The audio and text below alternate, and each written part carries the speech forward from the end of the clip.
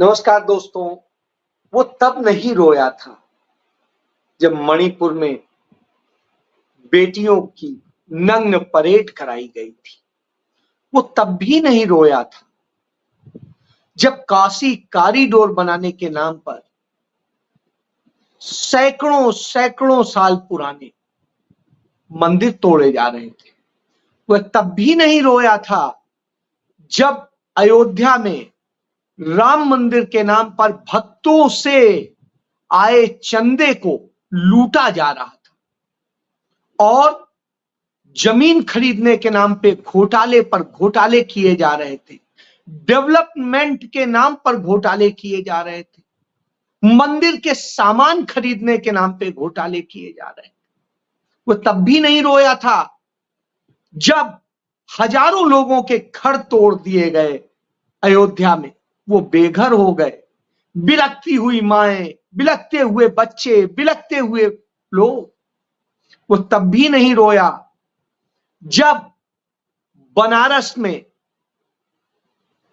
किस तरीके से वो अनाथाश्रम तोड़ा गया।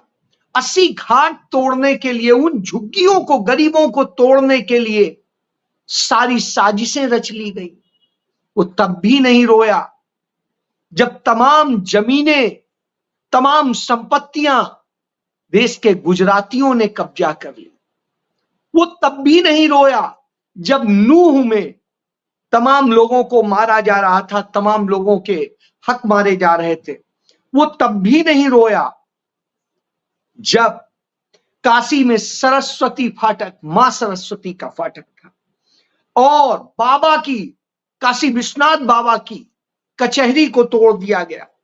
उसके अलावा 700 से अधिक मंदिरों को तोड़ दिया गया।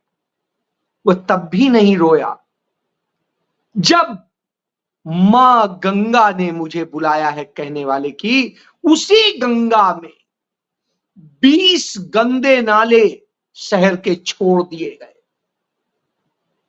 मां गंगा को गंद बना दिया गया, तब भी वह नहीं रोया।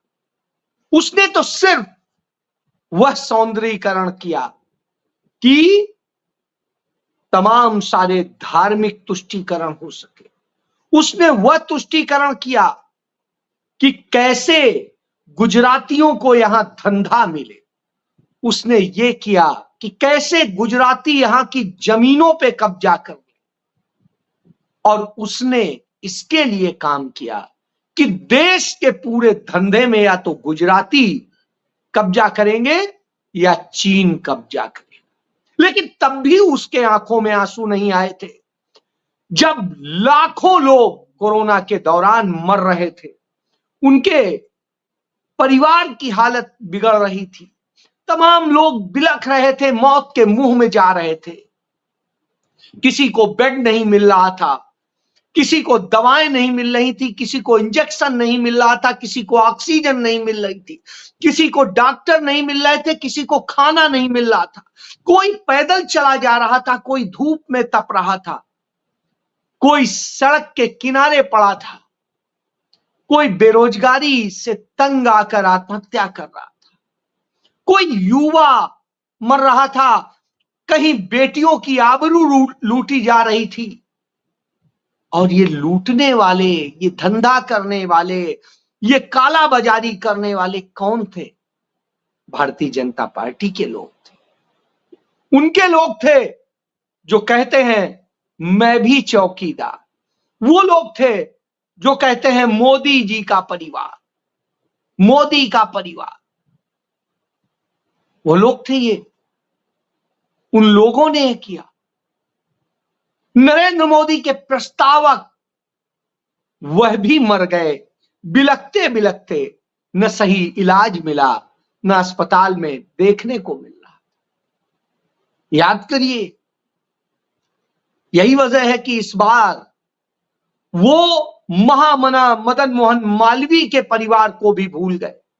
वो संकट मोचन के महान प्रोफेसर वीएन मिश्रा साहब को भी भूल गए।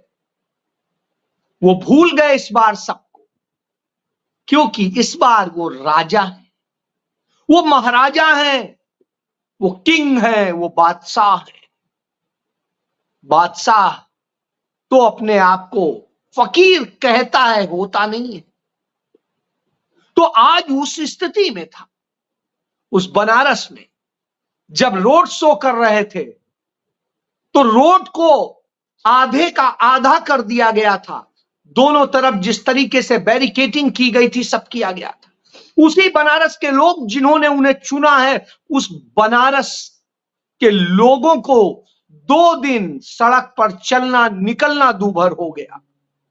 हालात ये हुए कि कैद में कर दिए गए, उस कैद में जिसकी उन्होंने कल्पना नहीं की, और न उन्हें पूजा करने जाने की इजाजत, न कहीं और जाने की इजाजत। क्यों?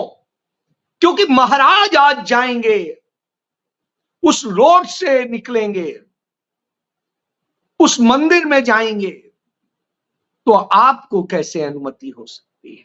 तो प्रजा कैसे जा सकती है? प्रजा की यह औकात, वो कैसे जाए? क्योंकि महाराजा साहब जा, यह हालत थी। यह हालत थी कि आज गंगा स्नान नहीं लोग करने जा पा रहे थे। जब यह हालत हो, क्यों? क्योंकि महाराज वहीं गंगा के उसमें खड़े होकर के, वहां पर एक नाव में खड़ी होकर के, वहां पर एक क्रूज में खड़े होकर के तमाम इंटरव्यू देंगे, तमाम शो करेंगे और फिर रोने लगेंगे। रोने का भी एक बहुत बड़ा प्रसंग है। और जब वो रोएंगे तो क्या कहेंगे कि अब मैं संकल्प लेता हूं कि हिंदू मुस्लिम नहीं करूंगा, नहीं करूंगा हिंदू मुस्लिम कभी भी। वाह, अद्भुत है। बनारस में गंगा मैया ने इतना ज्ञान तो दे दिया, बड़ा अच्छा किया। लेकिन क्या 2014 में जो आपने संकल्प लिए थे, संकल्प पत्र निकाला था, वो याद है? उसमें तो संकल्प लिए थे कि 2 करोड़ रोजगार हर साल देंगे, यानी 20 करोड़ रोजगार दे दिए जाने चाहिए थे। 10 लाख भी नहीं मिले। समझ ली, यह स्थिति है। बेरोजगार जो कुछ करोड़ होते थे वो 90 करोड़ हो गए। कहते थे गरीबी को खत्म करने के लिए, गरीबों को सशक्त बनाने पे काम करेंगे। हालत यह है, 81 करोड़ 5 किलो अनाज के भीख पे आ गए, भिखारी बन गए। जिन गांव को गोद लिया था, संकल्प लिया था उसी बनारस में, वो गांव बेहाल हो गए। हालात यह है कि सड़कों पर नाले बैठ रहे हैं, नाले का पानी बह रहा है, तमाम जगह जाम लगे हुए हैं, तमाम एक्सीडेंट्स हो रहे हैं। जो पुल बन रहे हैं वो टूट के गिर पड़ते हैं, लोग मरते मरते बच जाते हैं या मर जाते हैं। सिर्फ हुआ क्या है कि बड़े बड़े पूंजीपति आ जाएं, बड़े बड़े लोग आ जाएं, उन जहाजों से आ जाएं, जिससे उनको सुविधा मिले, आपके धर्म को बेचा जा सके। मुझे याद आता है 26 अप्रैल 2024 को राहुल गांधी ने कहा था कि वो रोएगा, वो रो के भी दिखाएगा। आज वो देखने को मिल गया कि गंगा तट पर खड़े होकर वो रोने लगा, रोते हुए कहने लगा, अरे मां गलती हो गई। अब आप समझ लीजिए, आज तक समझ में नहीं आ रहा था, अब समझ में आ रहा है। अब कहता है कि नहीं, मुसलमानों को मैंने कभी नहीं कहा कि उनके बहुत सारे बच्चे होते हैं, वो तो हिंदुओं में भी गरीबों में होते हैं, सब जगह होते हैं। अब आप समझिए, अभी चंद दिन पहले ही क्या कहा था, इतने इतने बच्चे होते हैं। उन्हीं मुस्लिमों को देशद्रोही कहा था, उन्हीं को कपड़ों से पहचानने की बात कही थी। आज ये क्यों कह रहा है? क्योंकि बनारस में चुनाव है, बनारस में लाखों की तादाद में मुसलमान वोटर है। यदि वो साथ नहीं आया तो साहेब क्या करेंगे, कहां जाएंगे, कैसे जीतेंगे? तो कैसे भी हो उन्हें कुछ भी समझाओ, कुछ भी दो, कुछ भी करो, लेकिन जिता दो, इसके लिए हो। तो आज जब नामांकन भरने गया, वो कहता है मदर ऑफ डेमोक्रेसी, और हालात ये थे कि बनारस में श्याम रंगीला जो एक कॉमेडियन है, वह जाते हैं अपने सारे प्रपत्र पूरे करके कि नामांकन दाखिल करने, तो उन्हें नामांकन फॉर्म तक नहीं दिया जाता है। और ऐसे 90 लोग थे जिन्हें नामांकन पत्र नहीं दिया गया। अब आप समझिए क्या हालत है। और जब यह स्थिति तब आता है कि राहुल गांधी जो कहते हैं वही सच साबित होता है। जब दवाएं नकली सप्लाई की जा रही थी, ऑक्सीजन नहीं था, सब कुछ नहीं था, राहुल गांधी ने बार बार चेताया, बार बार आग्रह किया, लेकिन कोई सुनने वाला हो तब ना। वो तो अपने राजमहल में बैठे मोर को दाने खिला रहे थे, यहां बगैर दाने के लोग मर रहे थे, बगैर दवाओं के मर रहे थे। वह स्थिति।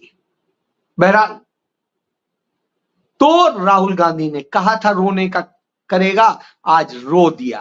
तब नहीं रोया जब रोना चाहिए था, आज रो दिया। क्यों? क्योंकि वोट नहीं कोई देगा। वोट दे दो बाबा, वोट दे दो, ईश्वर के नाम पे दे दो, बाबा के नाम पे दे दो, अल्लाह के नाम पे दे दो, किसी नाम पे दे दो, दे दो। यह हालत है। जब यह हालत हो तो आपको समझ में आता है कि क्या हो रहा है इस देश में। वहीं दूसरी तरफ सुप्रिया श्रीनेत, जो कांग्रेस पार्टी की मीडिया सेल की हेड हैं, वो कहती हैं इतना कायर प्रधानमंत्री है, इतना कायर प्रधानमंत्री है कि वो आपके दर्द पर नहीं, अपने दर्द पर रोता है, अपने दर्द पर दिखावे करता है, ड्रामे करता है, उसे आपके दर्द से कोई वास्ता नहीं। बिल्कुल सही कह रहे हैं। आज वह हालात है जहां जहां जो जो वायदे किए, कोई वायदे पूरे नहीं हुए। इसी का नतीजा है आज जब राहुल गांधी और अखिलेश यादव झांसी पहुंचे हुए थे, तो अखिलेश यादव ने बताया कि राहुल गांधी को इतनी चिंता थी जब वो अमेठी के सांसद थे और हमारी सरकार थी, उन्होंने हमें कहा कि मैं एक सैनिक स्कूल बनाना चाहता हूं अमेठी में। तो कहा, मैंने उनसे कहा एक सैनिक स्कूल से काम नहीं चलेगा, यहां कई सैनिक स्कूलों की जरूरत। तो राहुल गांधी ने कहा ठीक है, प्रस्ताव भेजिए। और केंद्र में कांग्रेस की सरकार थी, प्रस्ताव भेजा। उस प्रस्ताव के बाद में 3 सैनिक स्कूल यूपी को मिले, एक अमेठी में, दूसरा झांसी में, एक मैनपुरी में। आप समझ सकते हैं इस शहर, देश के लिए, सबके लिए करने की, मांगने की, विकास करने की यह उत्कंठा होती है। श्रीमती सोनिया गांधी ने रायबरेली को नाई पर national institute of pharmaceutical research institute दिया, उन्होंने IINFD दिया, उन्होंने तमाम कारखाने दिए, रेल डिब्बा बनाने का कारखाना दिया, टेलीफोन का दिया और बहुत कुछ दिया, जिससे वहां के लोगों को रोजगार मिले। तमाम सारे और प्रोजेक्ट दिए दोनों जगह, अमेठी और रायबरेली में। लेकिन जब भाजपा की सरकार आई तो उन प्रोजेक्ट्स को ठप कर दिया, बंद कर दिया। विकास नहीं हुआ। वहां के लोगों ने विधायकों से, जिनका काम था लोकल की सड़कें बनवाना, उनसे सवाल नहीं किए, उनसे नहीं पूछा कि हमने तो ये सब बीजेपी के बनवाए हैं, क्यों नहीं सड़क बन रही है। तब जवाब आता है। और दूसरी तरफ पूछती है योगी सरकार कि क्या किया है रायबरेली और अमेठी के, तो अमेठी और रायबरेली की जनता जवाब देती है कि क्या नहीं किया है, क्या नहीं दिया है। और वो जब फहरिस्त गिनाती है तो 2 दर्जन तो एक जवान में, एक सांस में गिना जाती है। यही तो घबराहट है, क्योंकि यहां रोने का ड्रामा नहीं होता है कि हमारी सरकार नहीं, हमारा ये नहीं, कैसे किया जाए इसका रास्ता निकाला जाता है। वहां सिर्फ रोने का ड्रामा किया जाता है। दोनों जगह डबल ट्रिपल सारे इंजन की सरकार है, लेकिन सारे इंजन फेल। सालों साल से, पिछले 30 साल से बनारस में भारतीय जनता पार्टी का मेयर, भारतीय जनता पार्टी का सांसद, और बावजूद इसके वो दुर्दशा का शिकार। वहीं आप चले जाइए, इसी तरीके से हालत तमाम सारे जगह की है, जहां कहीं भी देखेंगे हर तरह की दुर्दशा है। तमाम विधायक बीजेपी के हैं, लेकिन दुर्दशा है। और अब तो प्रदेश में भी सरकार है, देश में भी सरकार है, और तथाकथित सनातनी सरकार है, राम राज्य की सरकार है। और जो ये सरकार है वह राम को भी अपमानित कर रही है, शिव को भी अपमानित कर रही है, और स्थिति है वहां कुछ भी नहीं हो रहा। भूदान आंदोलन की शुरुआत हुई थी वहां से, उस आश्रम को तोड़ दिया। विनोबा भावे ने वह आश्रम बनाया था, जहां से एक व्यवस्था, एक समाज के लिए करने की उत्कंठा जागती थी, लोग करते थे। आज स्थिति क्या है? उस जो दूसरों को भूमि दिलाते थे उनकी भूमि छीन ली गई, और 80 घाट के आसपास कॉरिडोर का बनाने के नाम पर वहां पर भी इसी तरीके से किया। कल ही मुझे पता चला कि वहां पर स्टे मिल गया है हाई कोर्ट से, नहीं तो इन्होंने तो गिराना शुरू कर दिया था। और वहां जिनके घर गिराए जा रहे थे वो गरीब लोग, वो बीजेपी को वोट देते थे, इन्हें वोट देते थे, उनके घर गिरा करके। क्यों? क्योंकि वो गुजरातियों को जमीन देनी थी, अडानी को, अंबानी को जमीन देनी थी। जो राहुल गांधी कहते हैं ये अडानी अंबानी की सरकार है, वह साबित हो जाता है। तो आज यह भी साबित हुआ कि किस तरीके से आरएसएस और दूसरे लोगों ने साजिशें रची हैं। अब जितने सैनिक स्कूल हैं वो सैनिक स्कूल सरकारों को न देके आरएसएस को दिए जा रहे हैं। आरएसएस उनका संचालन करे, जिससे वहां से सेना में वह लोग न पैदा किए जाएं कि जो जाके सेना के जरिए देश की रक्षा करें, बल्कि वो पैदा किए जाएं जो हिंदू आतंकवाद का प्रतीक हो। वो आतंकवादी बनाने का क्रम शुरू हो गया, भगवा आतंकवाद। आप समझ सकते, उस दशा में ला करके खड़ा कर। जब यह दशा खड़ी हो गई हो, निश्चित रूप से चिंताजनक होता है। तब लोग पूछते हैं, बेरोजगार बना के, महंगाई और तमाम भुखमरी में ढकेल करके आप रोते नहीं हैं? आप इन सारी व्यवस्थाओं को करके रोते नहीं हैं? पेंशन छीनने के रोते नहीं हैं? और रोते हैं इस बात के लिए कि आपको वोट चाहिए। इसीलिए सुप्रिया श्रीनेत्र कहती हैं, प्रियंका गांधी कहती हैं कि इतना कायर प्रधानमंत्री शायद ही भारत के इतिहास में कोई हुआ हो, यही नहीं दुनिया के इतिहास में नहीं हुआ है। तो आप समझ लीजिए, ऐसा रोने वाला प्रधान जो हर जगह रोज के ड्रामे दिखा चुका है, कभी चाहे संसद हो, चाहे पहली बार सेंट्रल हॉल हो, या देश के तमाम हिस्सों। लेकिन जिनके लिए रोना चाहिए, जिनके लिए, उनके लिए एक आंसू नहीं आते। एक आंसू इस बात पे नहीं आते कि हमारे तमाम सैनिक शहीद हो गए, पुलवामा से लेके सब जगह शहीद हो गए, और उन पर आंसू नहीं। आंसू आ रहे हैं वोट के लिए। तो ऐसे में आपको पहचानना होगा, वह बार बार रोने वाला, रुदाली करने वाला प्रधानमंत्री चाहिए या वो शेर प्रधानमंत्री चाहिए जो इस देश में बगैर सुरक्षा इतनी बड़ी, बगैर तामझाम के मस्ती से चला जाता है, या वो जो अपने निर्वाचन क्षेत्र तक को पूरा कैद कर देता है, इतना डरता है और कहता है हम 56 इंच। वह प्रधानमंत्री चाहिए जो देने पे यकीन रखता है, करने पे यकीन रखता है, उसकी गिनती नहीं कराता है। यहां जो बगैर किए रो रो के झूठे संकल्प लेता है, उसको बनाना है। या उसको चाहिए